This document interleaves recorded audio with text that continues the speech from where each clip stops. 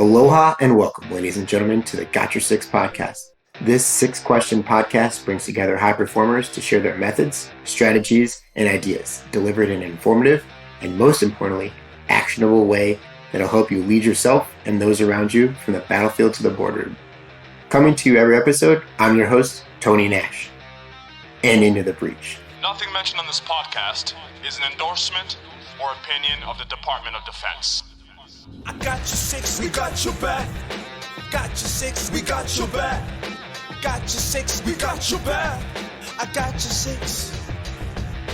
Sixers, today is a super special episode. We are celebrating the debut this week of Luke Ryan's first novel, The First Marauder, following Tyler Ballard, a 15-year-old kid doing his best to survive in a post-apocalyptic world and dead set on vengeance after the death of his brother. The author is here. Luke, so stoked to have you on the show today. Yeah, thanks for having me on, man. Appreciate it. Absolutely. So how do you go from being in Ranger Regiment to writing and researching post-apocalyptic life? It's kind of the other way around. I mean, okay. I've been wanting to write like a post-apocalyptic kind of world story since I was a kid. I've been writing since I was a little kid. I remember growing up, I still have it. I found it the other day. My girlfriend and I were rummaging through old things, and it was a handwritten book about Boba Fett, written when I was like, 8.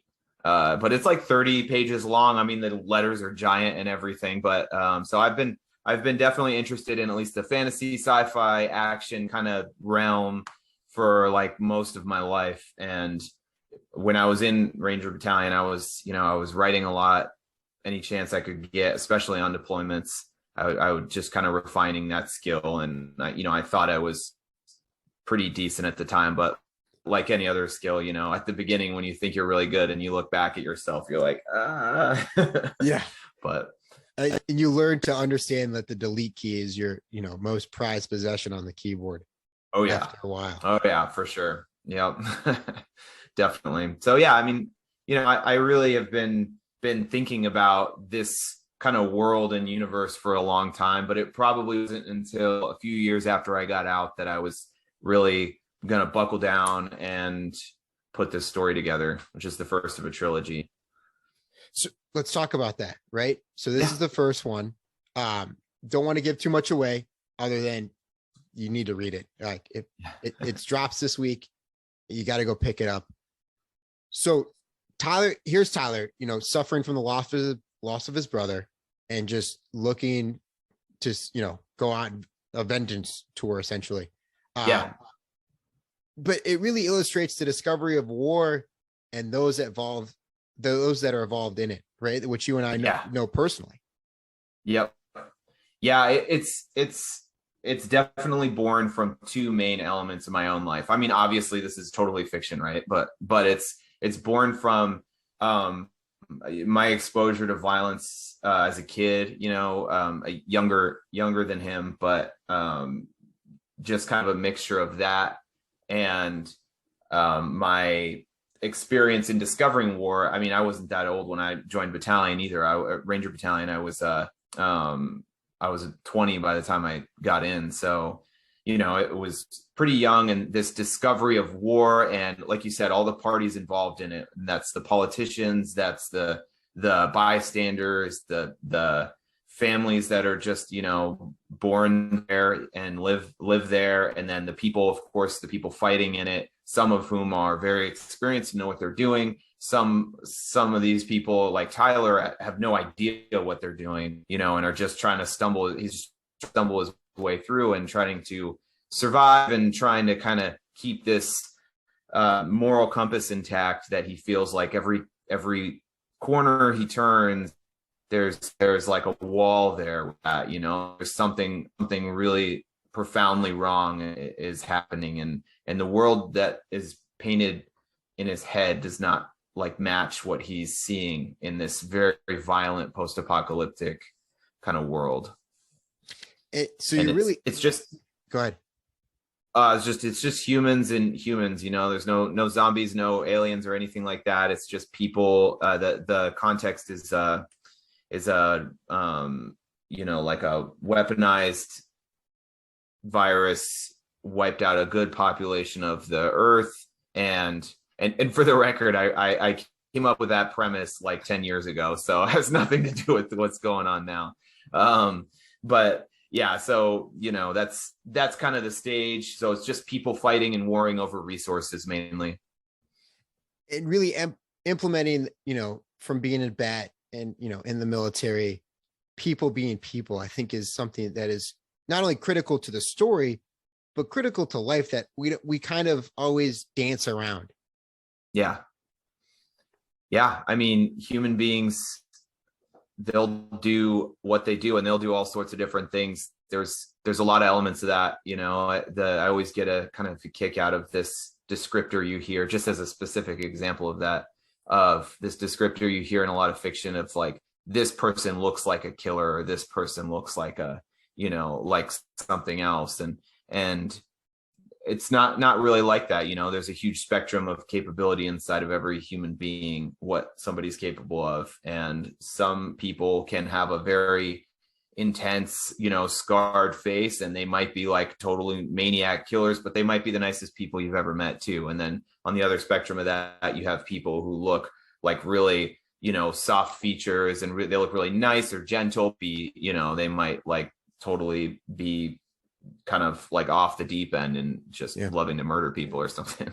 Right. And you see that reflected in reality, and that just being one example of people.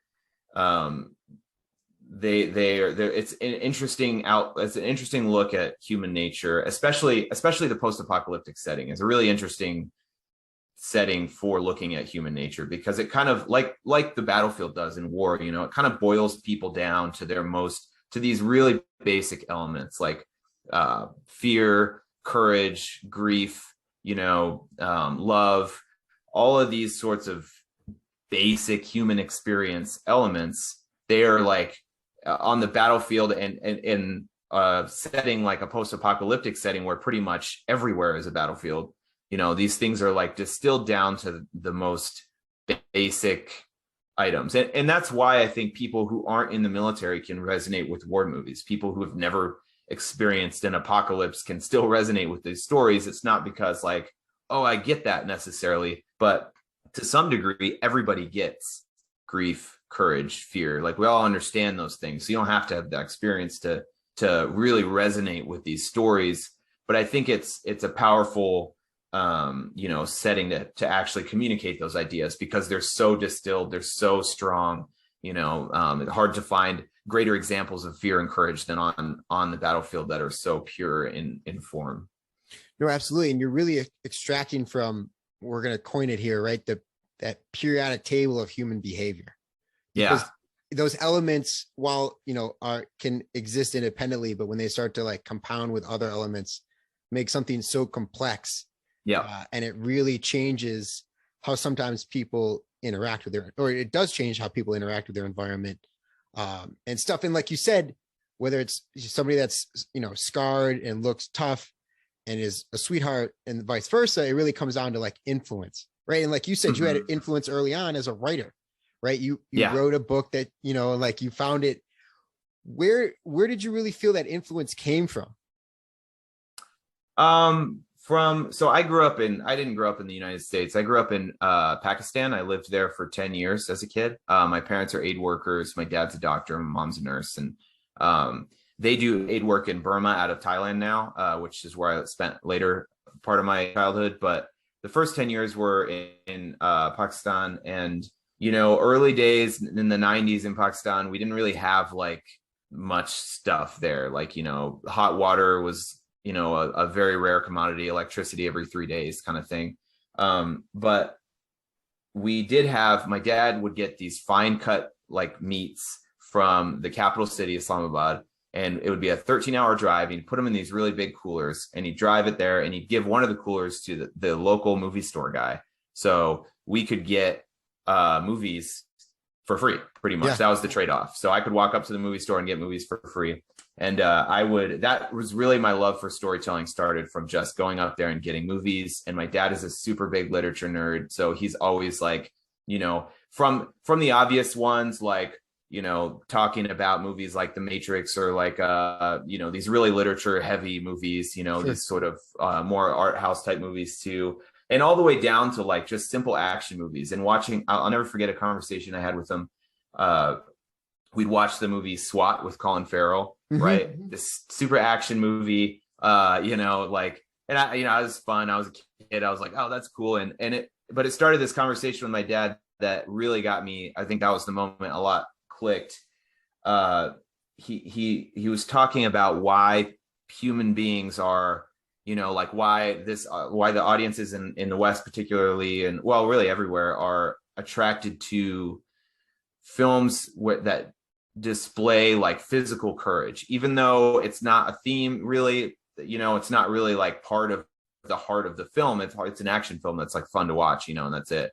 But people constantly are using and going to, there's a whole business around these actions around physical courage that we admire a lot. It's kind of a commentary on you know, American society as a whole, that we on some level devalue that.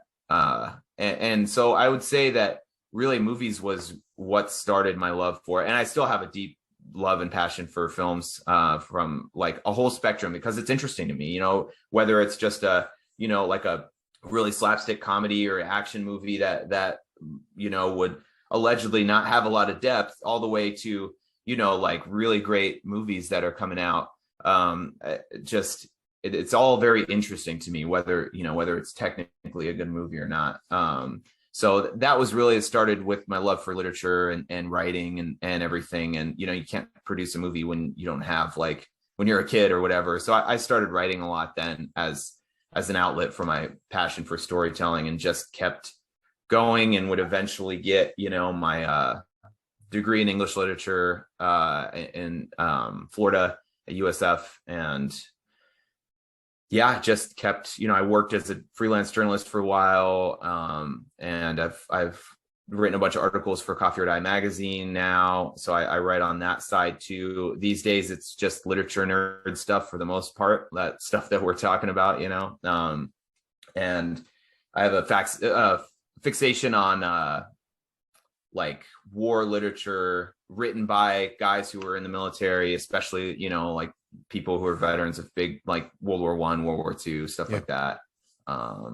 So that's kind of has been my road to writing. But I would say the biggest piece of it is definitely just a repetition, getting the reps in, you know. I mean, ever since I was a kid, I would always want to finish something, but as I got older, I would need to, you know, make sure that I'm putting my time in, make sure that I'm, you know, transitioning using, for a great thing that I learned in the military was, you know, a lot higher level of discipline. So, you know, trying to use that and actually transfer it into my creative pursuits, which as a creative can sometimes be difficult for some creators to kind of wrap their minds around, to like insert this rigid type schedule into this organic, very, very, very organic kind of imaginative thing. You feel like it should just kind of come to you when it comes to you. But, you know, 3 years later, when you have nothing to show for it, it's kind of like, maybe I should have just written 10 minutes every day.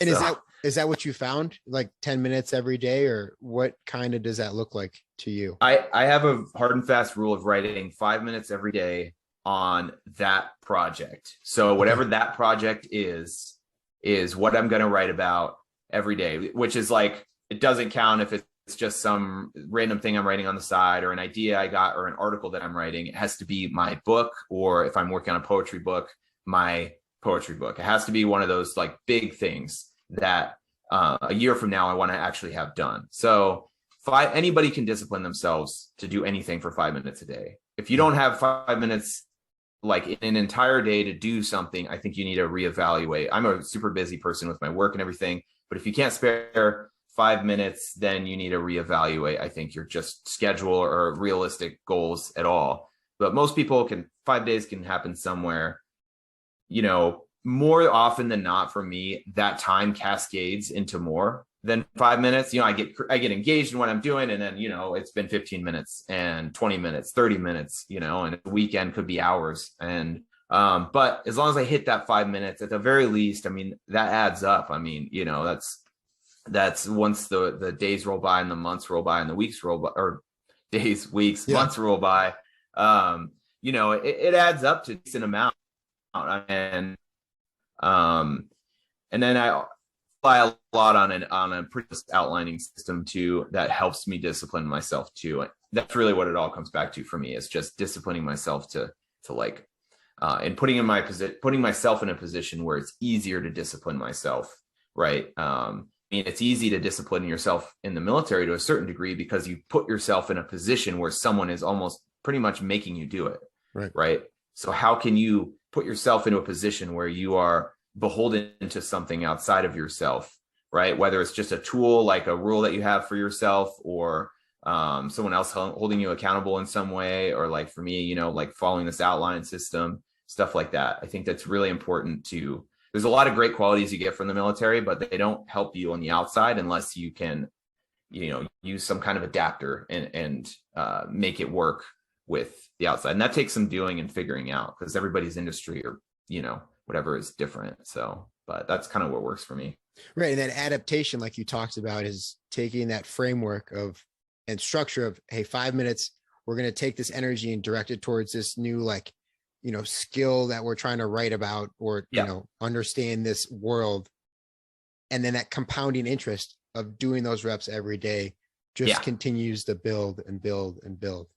Yeah. And not only do you actually finish the book that you're trying to write, but you also get a lot better because you put in reps, right? Like right now I'm trying to get better and better at running a camera. And, you know, my skill for writing is higher than my camera skills. But that's something that, like, I'm not going to publish some of the stuff that I'm messing around with on my camera. Right. But I'm going to put in those daily reps just to get there.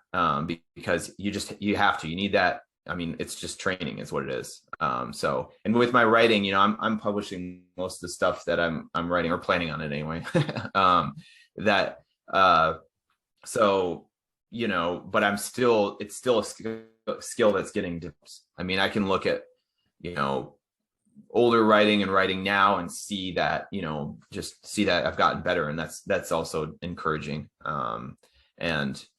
And it's also just nice to have, like, in the writing sphere, especially in the novel space, it's a pretty big project. You know, it's a lot of writing, it's a lot of words on a lot of pages, and you know, to have it done is a good feeling too. And you're never going to get there if you don't have some way to discipline yourself. I mean, some people might magically just, you know, feel creative and great for months at a time and not really have to do that, but that's not me. I need to discipline myself. And once I do and get in a rhythm, it's not that hard. It's not like, because it's fun to write. I still have a blast doing it, you know? And that allows you to have that creative discipline, which is when you're able to tap into that, it just allows you to continue to grow and build these new, like, habits and behaviors. Like you said, your writing now is so much different than what it was. And you can look at specific metrics and be like, this has improved my life. Yeah, for sure. Right? Can you give us an example of that? Like ways that it's improved my life? Well, just like having that creative, being a creative disciplined creative, however you want to phrase it. Yeah.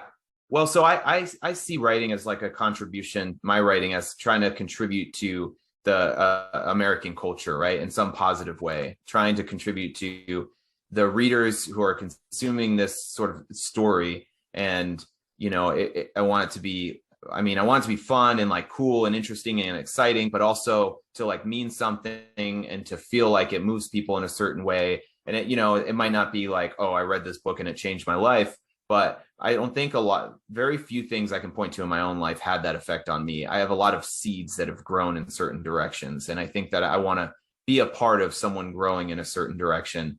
And feeling like I'm contributing in a way that I'm passionate about is really big. So I would say that, like, there might be versions of that for other people that aren't necessarily creative, I do think that, you know, I do think that being, you know, like having a creative outlet in general is really healthy and really good. And you learn a lot about yourself while you're articulating these things that obviously, I mean, they're not coming from anyone else, they're coming from you. So like you start learning a lot about yourself once you start putting yourselves in shoes of all these different characters and like think, you know, trying to figure out how do they think. It really expands your empathy. It expands your ability to understand people. I mean, that's and understand yourself, you know, like, wow, this came out of, you know, my mind. I had no idea that, you know, like this, and it can be like, oh, this character thinks this thing and that's really interesting. But it can also be like, when I was writing my war poetry books, I noticed that I had a ton of imagery, and I didn't mean to do it,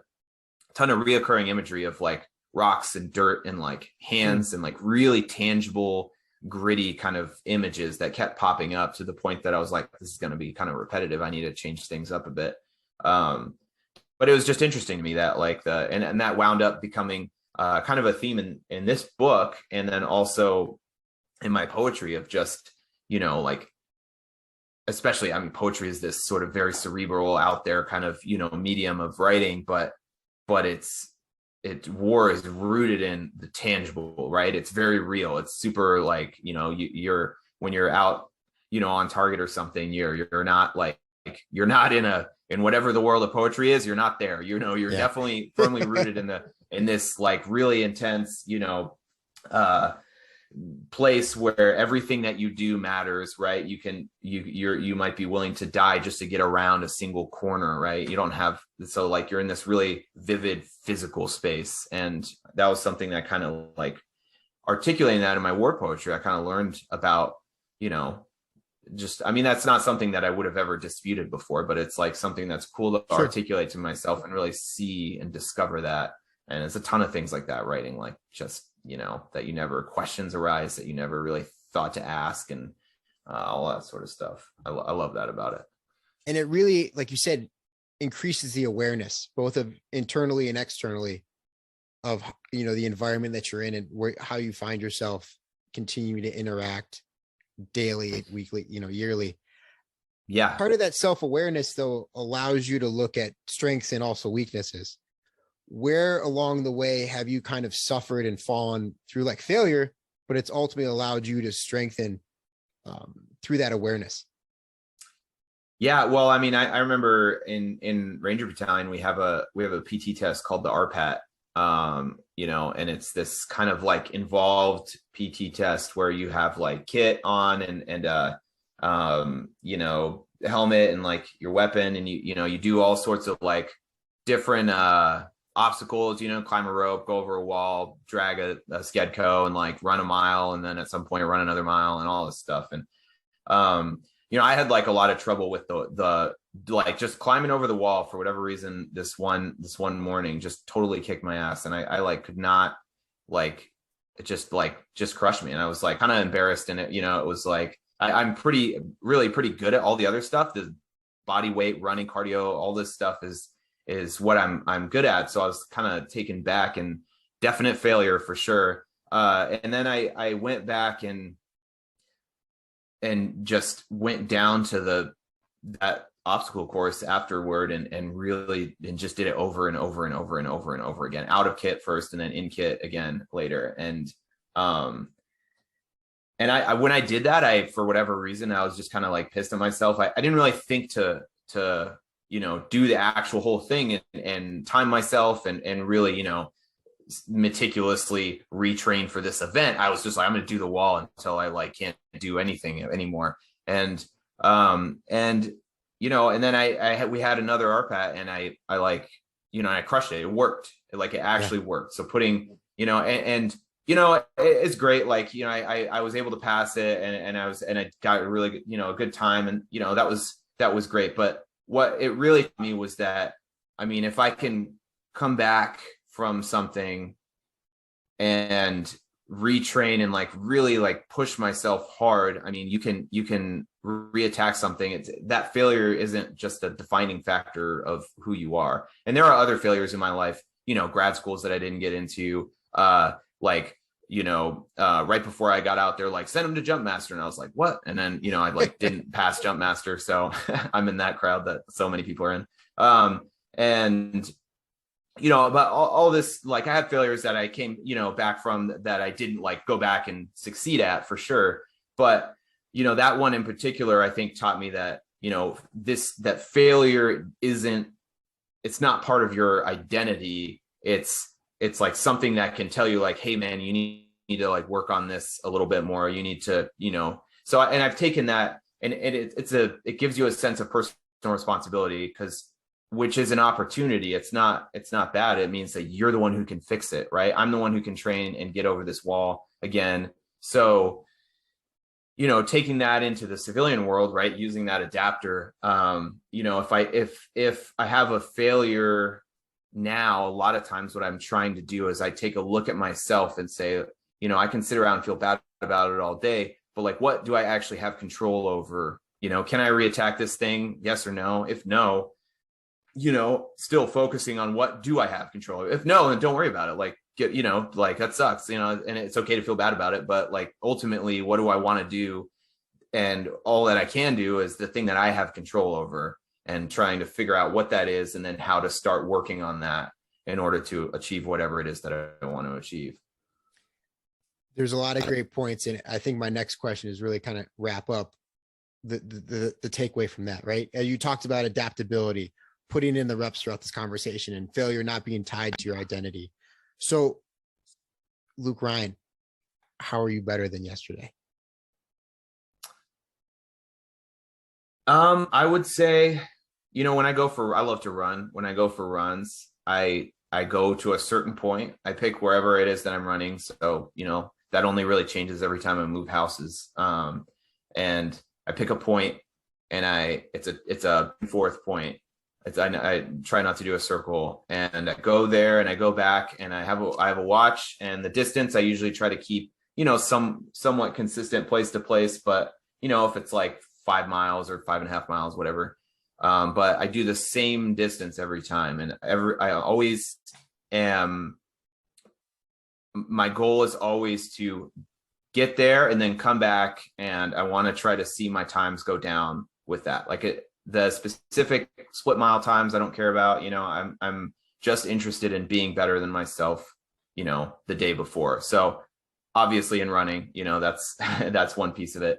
And then taking that into other aspects of the civilian world, right? Am I writing more than I was last year? Am I publishing more than I was last year?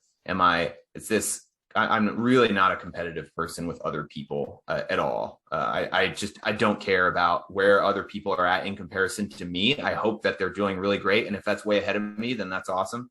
But I am really interested in comparing myself to myself, and not in a self-deprecating way. I don't want to like get myself down if I'm not ahead of myself where I was last year. My run times certainly aren't what they were when I was in battalion, but I want to make sure that I am constantly on a general plane of improvement. And, with my writing, other skills that I want to develop, like I talked about with my, my skills behind the camera, am I better than I was? Pick a realistic time frame, last week, last month, last year. And that's kind of just how I measure it. And that should just always be going up. I think if I look at those run times and look back a year and actually take a peek at that, it's going to be, wow, it's quite a bit of difference. Yeah.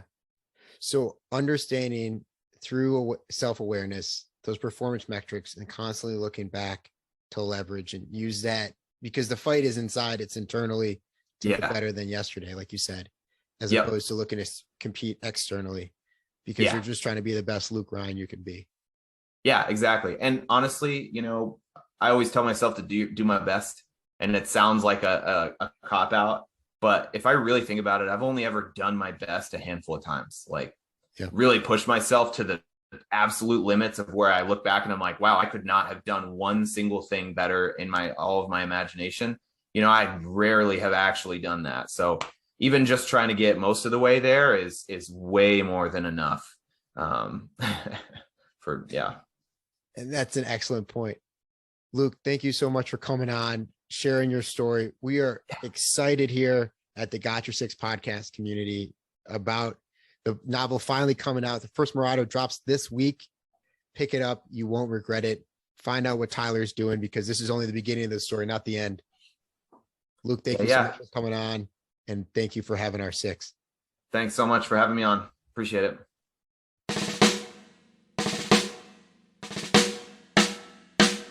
I don't know what you've been told, Sixers, but the lawyers would like us to remind you that the views, opinions, and comments expressed on the Got Your Six podcast are solely those of the hosts or guests, to include current and previous Department of Defense employees, and should in no way be considered the opinions of or endorsements on behalf of the Department of Defense or any of its components, divisions, contractors, or other current and previous staff members.